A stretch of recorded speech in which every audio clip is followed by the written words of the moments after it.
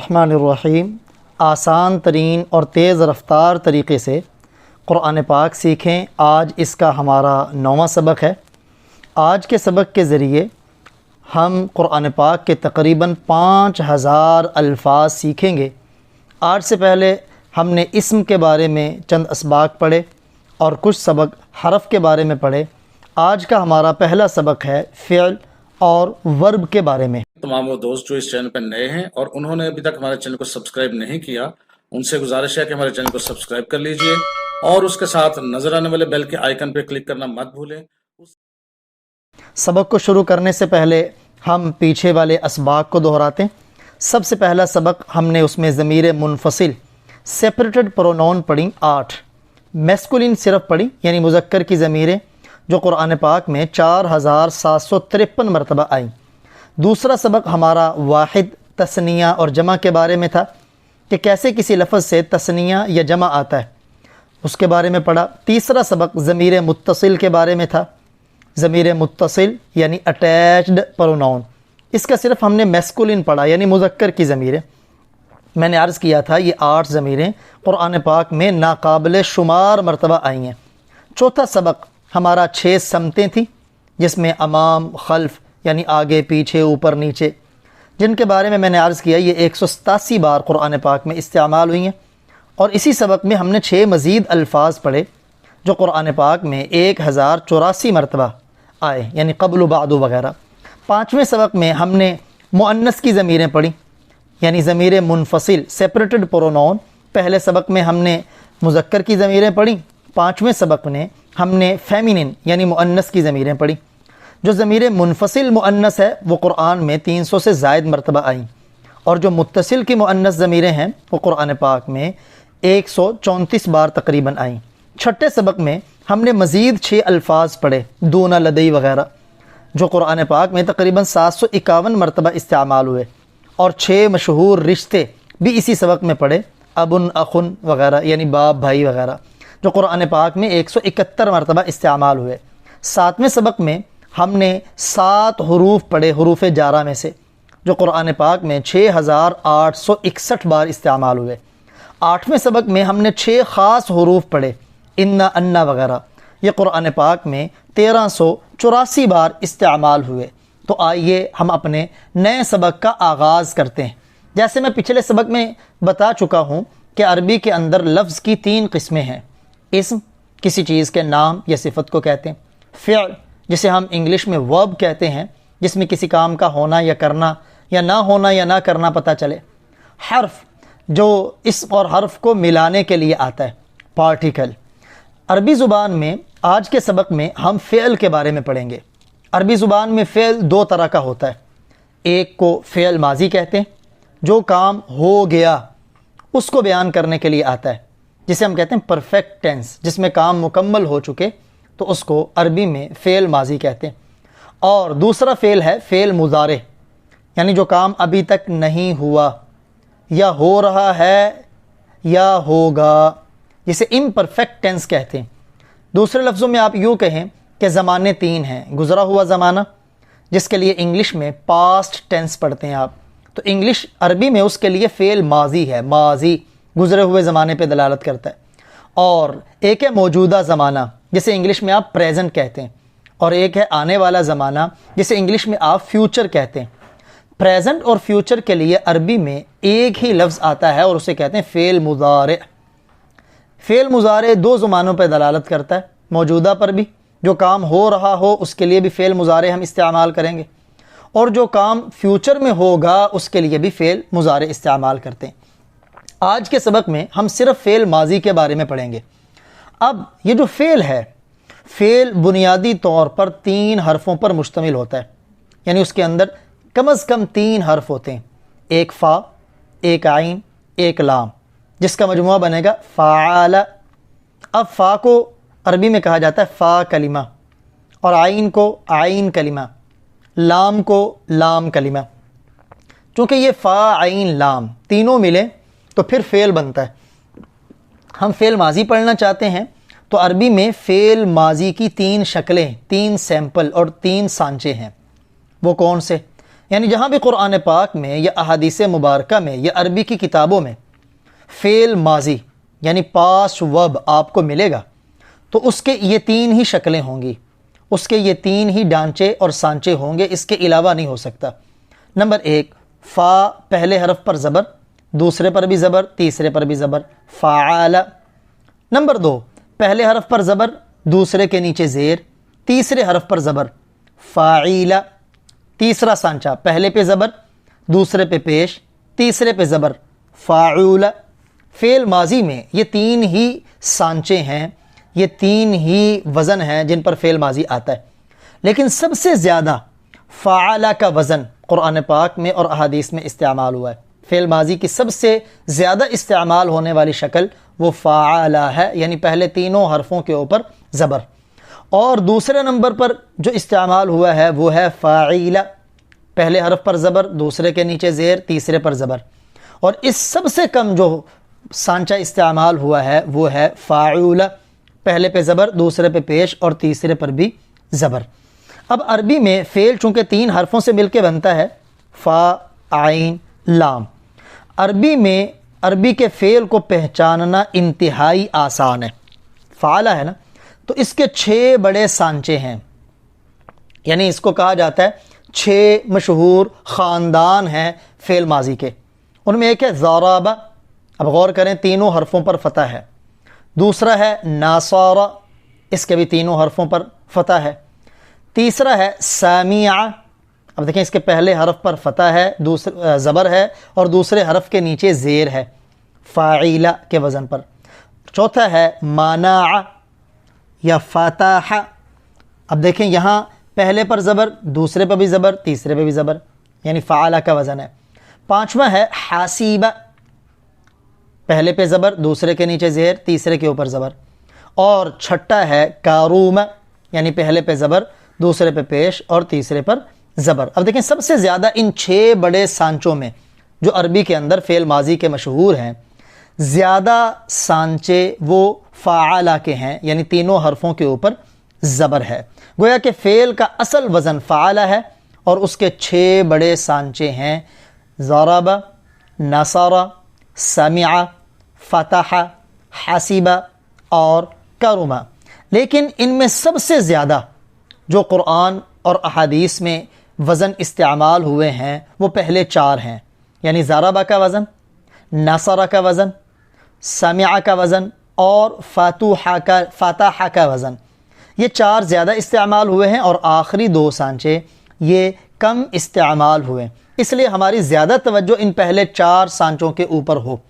اس میں آپ کو بتاتا چلوں کہ آپ اگر عربی کی ڈکشنری دیکھیں اور اس میں کوئی لفظ تلاش کرنا چاہیں تو وہاں بھی لفظوں کے بعد کسی لفظ کے بعد لکھا ہوگا ضاد اکیلا بریکٹوں کے اندر، جیسے آپ کے سامنے تصویر پہ بھی شو ہو رہا ہے، تو اس کا مطلب ہے کہ یہ ضرب والا سانچہ ہے۔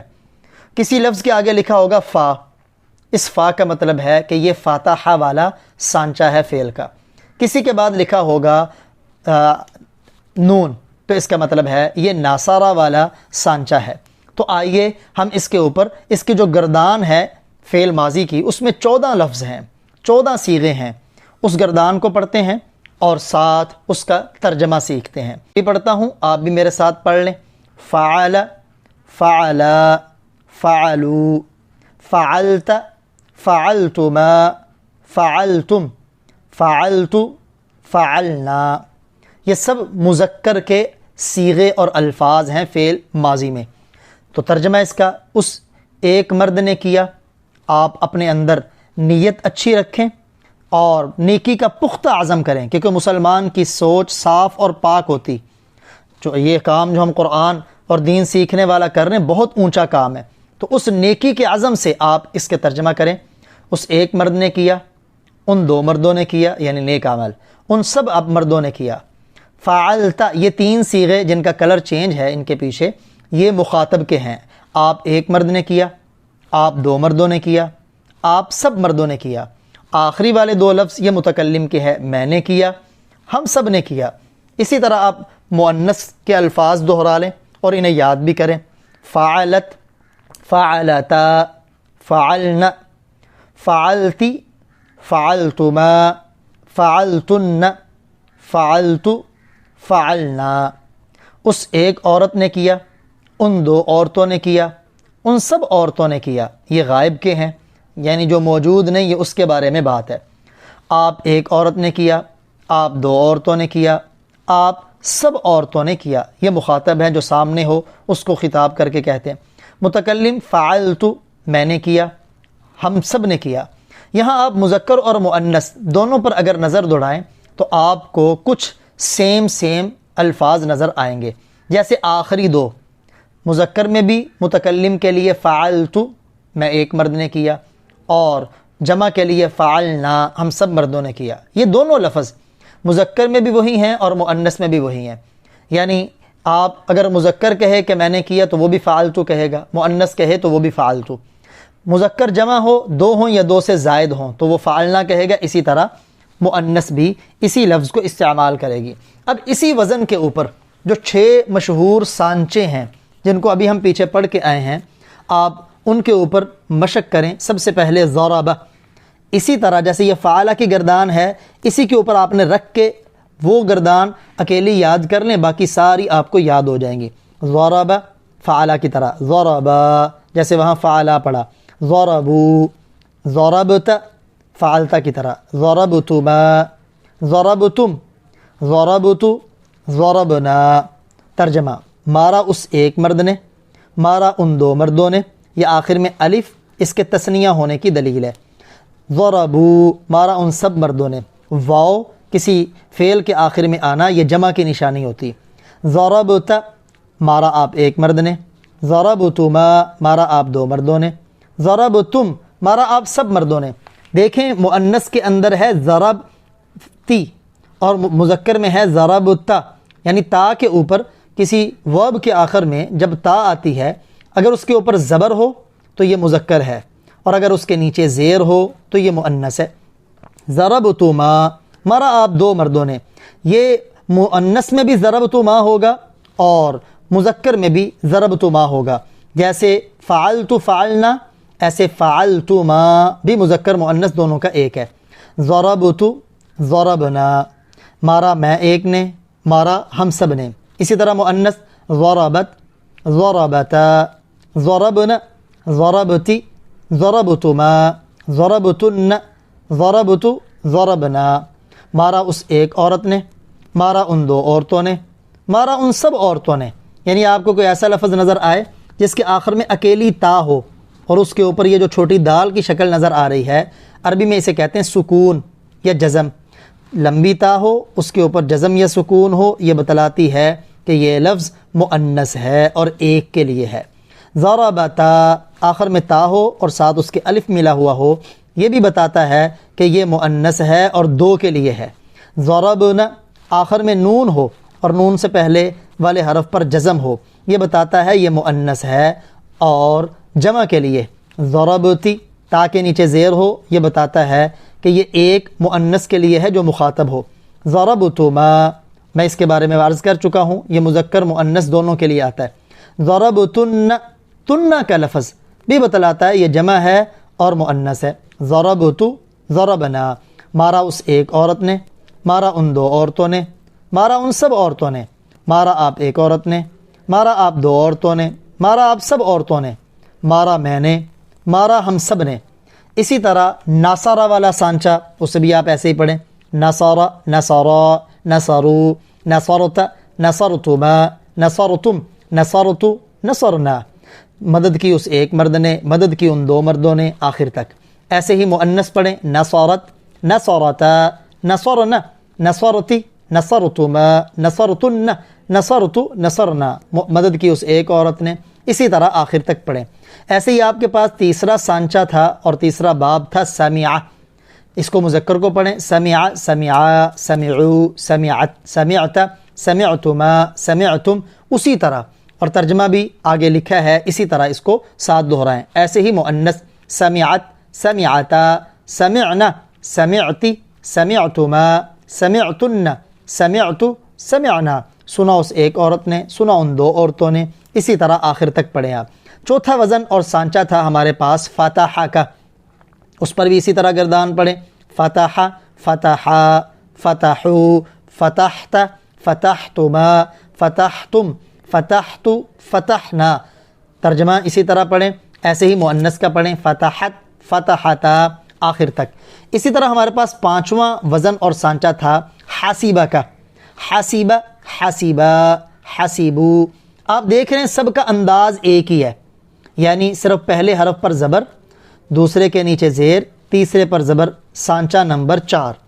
لیکن اس کی مکمل گردان بنانے کا طریقہ وہی ہے جو ہم نے فعالہ میں سیکھ لیا کہ تثنیہ میں الف آ جائے گا، جمع میں واو آ جائے گی، مخاطب میں ایک ہو تو اس کے بعد تا آ جائے گی، اس کے اوپر زبر ہوگی، پھر تما آ جائے گی تثنیہ کے لیے، اور جمع کے لیے تم آ جائے گا. یہ مذکر کا معاملہ ہے. مؤنث میں آخر میں تا ہوگی ساکن، پھر تا الف تا ہوگا تثنیہ کے لیے، جمع میں نون ہوگا، اور مخاطب مؤنث میں تا کے نیچے زیر ہوگی، اور تثنیہ کے لیے تما ہوگا اور جمع کے لیے تنہ ہوگا، اور متکلم دونوں کا سیم ہے. ایسے ہی آپ چھٹا سانچہ ہمارا تھا کاروما کا، اس کو بھی پڑھ لیں. کاروما کاروما کارومو کارمت کارمتما آخر تک. معزز ہوا وہ ایک مرد، معزز ہوئے وہ 2 مرد. ایسے ہی مؤنث پڑھیں کارومت کارومتا کارمنا آخر تک. اب آپ اس کی مشق بھی کریں اور ذہنی تربیت ساتھ ساتھ ہے. لیکن اب ہم اس کی مشق کریں گے قرآن پاک سے، تاکہ ہمیں پہچان ہو جائے کہ قرآن پاک میں ہم فعل ماضی کو کیسے پہچانیں گے، اور پہچان کر اس کا ترجمہ ہم کیسے کریں گے. چنانچہ ضاد پہلا باب اور سانچہ پڑھا تھا ہم نے ضربہ، اسی وزن پر ہم فعل لے لیتے ہیں. ضرب اللہ مثلا، سورہ نحل آیت نمبر 75. ضربہ، یہ جو لفظ ضربہ کا ہے عربی کے اندر، یہ لفظ بڑا فصیح و بلیغ اور وسیع المعانی ہے، یعنی اس کے معنی بہت زیادہ ہیں. حتیٰ کہ عربوں میں بعض نے کہا اگر عربی میں اور لفظ نہ ہوتے، اکیلا ضربہ ہوتا تو عربی پوری بولنے کے لیے یہی لفظ کافی تھا. ضربہ اس کا معنی مارنا بھی ہوتا ہے، اس کا معنی سفر کرنا بھی ہوتا ہے، اس کا معنی بیان کرنا بھی ہوتا ہے. جیسے یہاں دیکھیں ضربہ کے بعد مثلا آ جائے تو اس کا معنی ہوتا ہے بیان کرنا. ضربہ یہ وزن پہلے والا وہی جس کا تینوں پہلے حرفوں پر زبر ہو. بیان کی اللہ اللہ نے، مثلا مثال. ایسے ہی نصارہ کے سانچے کی مثال وَلَقَدْ اور یقیناً، یا یہ بھی کہہ سکتے ہیں البتہ تحقیق. نصارہ مدد کی، کم دیکھیں وہی ضمیر متصل اٹیچڈ پرونون تمہاری. اللہ اللہ نے، بِبَدْرٍ بدر میں، با کا معنی میں ساتھ بھی کرتے ہیں، میں بھی ہو جاتا ہے. بدر بدر یعنی غزوہ بدر میں اللہ نے تمہاری مدد کی، اور یقیناً مددگار صرف اللہ ہی ہے. تیسرا سانچہ تھا سمعہ. دیکھیں وَإِذَا سَمِعُوا اللَّغْوَ، واو اور اذا جب، سمعوا ان سب مردوں نے سنا، انہوں نے سنا، لغو بےہودہ بات، یعنی جب وہ بےہودہ بات سنے. چوتھا تھا فتحہ، جیسے ففتحنا ابواب السماء. فتحنا، یہ فا سے پہلے جو فا ہے یہ فا الگ ہے، یہ ورب میں نہیں، ورب کے ساتھ ملا ہوا ہے، کبھی شروع میں آ جاتا ہے. فا پس فتحنا، فتحت فتحنا ہم نے کھولا، ہم نے کھول دیے. ابواب السماء، ابواب باب کی جمع ہے، دروازہ، آسمان کے دروازے. اسی طرح اور بھی آپ غور کریں گے تو آپ کو مثالیں مل جائیں گی. چونکہ 4 ابواب زیادہ استعمال ہوئے، ہم 4 ابواب کی قرآن سے آیات کو زیادہ دیکھ کر اس پر مشق کریں گے. جیسے آپ کے سامنے ایک اور ہے کیف ضرب اللہ مثلا، کیف کیسے، ضرب بیان کی، اللہ اللہ نے، مثلا مثال. کیونکہ ضربہ کے بعد جب مثل آتا ہے تو اس کا معنی بیان کرنا ہوتا ہے. ایسے ہی نصرہ کی مثال لقد نصرکم اللہ فی مواطن کثیرہ. لقد البتہ تحقیق، یہ یقیناً، آپ اس کا ترجمہ بے شک بھی کر سکتے ہیں، یہ کلام کو پختہ کرنے کے لیے آتا ہے. نصرہ مدد کی، کم تمہاری ضمیر متصل، اللہ اللہ نے، فی مواطن، مواطن موطن کی جمع ہے، جگہ کو کہتے ہیں، کثیرہ بہت زیادہ، بہت سی جگہوں میں اللہ نے تمہاری مدد کی. فلما سمعت بمکرہن، پس لما جب، پس جب، سمعت سنا اس نے. دیکھیں یہ مؤنث ہے، یعنی عزیز مصر کی بیوی زلیخا نے. غائب کیا صیغہ ہے، آخر میں تا ہے، تا کے اوپر جزم ہے مؤنث کے لیے. پس جب عزیز مصر کی بیوی نے سنا بمکرہن ان کی چالوں کو، یعنی مصر کے وزیروں کی بیویوں کی چالوں کو، ایسے ہی انا فتحنا لک فتحا مبینا، انا بے شک ہم نے، اکیلا انا ہو جیسے آپ 6 خاص حروف میں پڑھ چکے ہیں، اس کا معنی بے شک، لیکن اس انا کے ساتھ الف ملا ہوا ہو تو اس کا معنی ہوتا ہے بے شک ہم۔ اس لیے جو لوگ اذان پڑھتے ہیں اور اذان میں پڑھتے ہیں اشہد ان محمد الرسول اللہ کھینچتے ہیں، یہ غلط ہے۔ اصل لفظ ہے اشہد ان محمد الرسول اللہ، انا پڑھیں گے تو اس کا معنی بے شک ہم، انا بے شک ہم، فتحنا ہم نے کھولا، وہ نا فتحت فتحنا جمع کا صیغہ، لکا آپ کے لیے، فتحا مبینا کھلی فتح، یعنی ہم نے آپ کو کھلی فتح دی۔ اب آپ بھی اس طرح کیجئے، قرآن پاک لیں، قرآن پاک کو لے کے اپنے سامنے رکھیں، اور رکھنے کے بعد ایسے ہی الفاظ کو تلاش کریں کہ جن کے پہلے 3 حرفوں کے اوپر یا زبر ہو، تینوں پر، یا پہلے پہ زبر، دوسرے کے نیچے زیر، تیسرے پر زبر، یا تینوں پہلے پر زبر دوسرے پہ پیش ہو اور تیسرے کے اوپر زبر ہو، ایسے مل جائیں، یا ان کے ساتھ جو ہم نے آگے ضمیریں لگائیں، کبھی الف لگا ہے کبھی واو لگا ہے، وہ شکلیں ان کی یاد کریں اور قرآن سے دیکھیں تو آپ کو کافی الفاظ سمجھ آ جائیں گے۔ اسی طرح آپ اس سبق میں جو ہم پیچھے پڑھ چکے ہیں نا، سبق نمبر 1 میں سیپریٹڈ پروناؤن، اور سبق نمبر 5 میں اس کی فیمینن ہم نے پڑھی، ان ضمیروں کو اس کے ساتھ لگا کے پڑھیں۔ ہم نے پڑھا تھا نا ہوا، ہما، ہم، تو دیکھیں جو مفرد ہوگا اس کے ساتھ مفرد لگے گی ضمیر، جو تثنیہ ہوگا اس کے ساتھ تثنیہ ضمیر لگے گی، جو جمع ہوگا اس کے ساتھ جمع کی ضمیر لگے گی۔ جیسے میں پڑھتا ہوں، آپ پڑھیں، ہوا فعل، ہما فعل، ہم فعلوا، انت فعلت، انتما فعلتما، انتم فعلتم، انا فعلت، نحن فعلنا۔ مؤنث ہی فعلت، ہما فعلتا، ہن فعلن، انت فعلتی، انتما فعلتما، انتن فعلتن، انا فعلت، نحن فعلنا۔ جب اس کا ہم ترجمہ کریں گے تو صرف آخر میں ہے اضافی ہوگا، باقی ترجمہ وہی، فعل اس ایک مرد نے کیا، وہاں ترجمہ کیا تو یہاں آپ کہیں گے اس ایک مرد نے کیا ہے، بس۔ اب یہاں دیکھیں، فعل ایک کے لیے ہے تو ہوا ایک کے لیے، غائب ہے دونوں۔ ہما تثنیہ ہے تو فعلا کے آخر میں الف تثنیہ کی علامت ہے۔ ہم جمع کے لیے ہے تو فعلو کے آخر میں واو، یہ جمع کی نشانی ہے۔ انت ایک مخاطب کے لیے ہے، فعلت میں تا کے اوپر زبر، یہ مخاطب کے لیے۔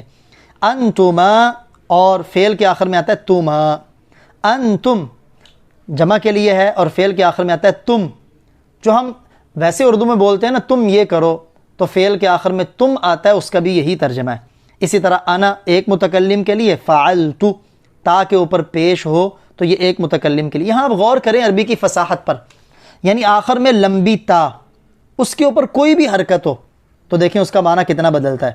اگر آخر میں تا کے اوپر جزم اور سکون، یعنی جو چھوٹی سی دال ہے وہ ہو تو اس کا معنی ہوگا کہ وہ ایک مؤنث ہے جو غائب ہے، یہاں موجود نہیں، اور اگر اس کے اوپر زبر ہو تو اس کا معنی ہے کہ وہ ایک مخاطب ہے اور مذکر ہے، یعنی آپ ایک مرد۔